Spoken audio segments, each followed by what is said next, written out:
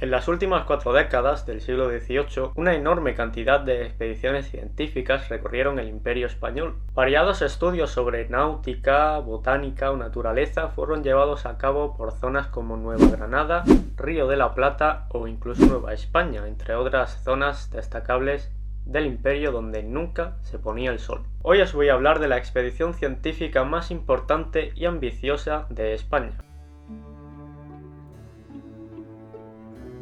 La política llevada a cabo por Carlos III y Carlos IV había llevado a España a realizar numerosas expediciones marítimas para estudiar y conocer más a fondo las posesiones americanas. Un español de origen napolitano llamado Alejandro Malaspina vio en esto una gran oportunidad para organizar una expedición, pero no una expedición cualquiera. Malaspina propuso una expedición llena de objetivos muy novedosos para la época, tales como mejorar el conocimiento de la zoología y de la botánica de la región americana y de la región asiática, realizar observaciones astronómicas y cartografiar las zonas más remotas de América eran los objetivos más destacados. El rey español Carlos III aprobó la expedición y lo hizo tan solo 2 meses antes de fallecer. Se llega a retrasar un poco más la propuesta y por poco, nos quedamos sin final sin expedición. Dado el visto bueno del rey, comenzaron los preparativos necesarios para hacer posible la propuesta. Se pusieron a disposición 2 corbetas, las cuales fueron bautizadas como la Atrevida y la Descubierta, en honor a los buques de Cook,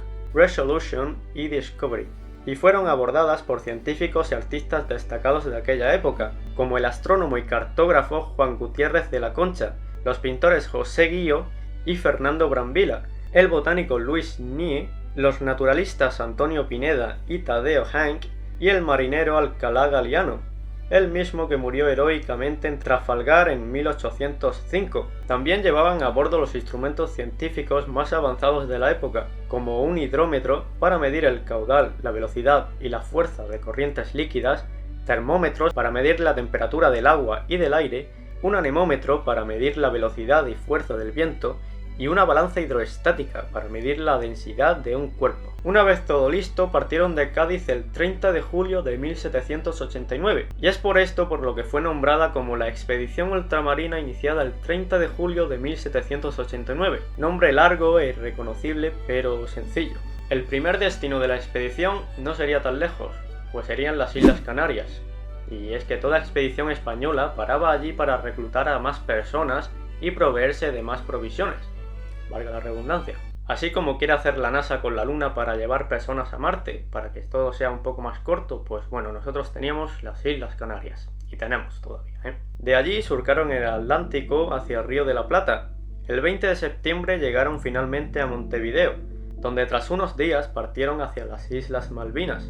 Desde allí prosiguieron la ruta doblando el Cabo de Hornos, llegando al Pacífico el 13 de noviembre. Rumbo norte exploraron toda la costa occidental del continente americano, haciendo paradas en Chiloé, Valparaíso, El Callao, Guayaquil, Panamá y Acapulco, donde llegaron en abril de 1791. Ya casi llevaban 2 años de expedición. Una vez allí en Acapulco, Malaspina optó por hacer cambios en la ruta planeada. En lugar de seguir hacia Hawái, desvió la ruta aún más hacia el norte de América, concretamente hasta Puerto Mulgrave, la actual bahía de Yakutat, en Alaska.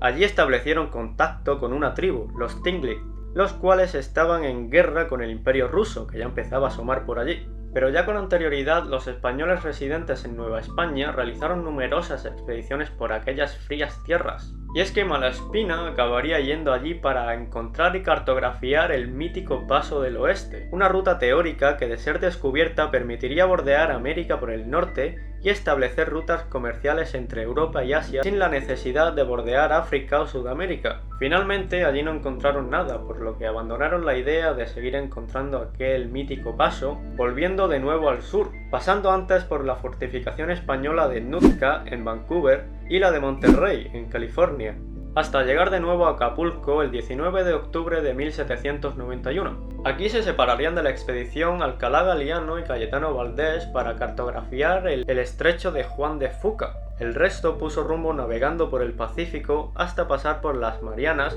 y fondear en Manila en marzo del 1792. A partir de aquí, las 2 corbetas tomarían diferentes caminos. La Atrevida se dirigió a Macao, en la actual China. y la descubierta se dirigió a explorar las Filipinas y sus alrededores. No pasarían mucho tiempo separadas, pues en noviembre de ese mismo año se volverían a juntar para poner rumbo a Nueva Zelanda, pasando por las Islas Célebes y las Molucas, y de Nueva Zelanda marcharon a Sídney, una colonia británica recién fundada. Este sería el momento cumbre del viaje, ya que de aquí partirían de nuevo a Callao, dispuestos a emprender de nuevo el viaje a casa, pasando por última vez por el Cabo de Hornos y las Malvinas. Finalmente, el 21 de septiembre de 1794 llegaron a Cádiz. 5 años y 2 meses recopilando datos científicos, rellenando más de 700 diarios, centenares de estudios biológicos, astronómicos, de botánica y un sinfín de experiencias vividas y recopiladas por toda la tripulación fueron publicadas desde España al mundo entero.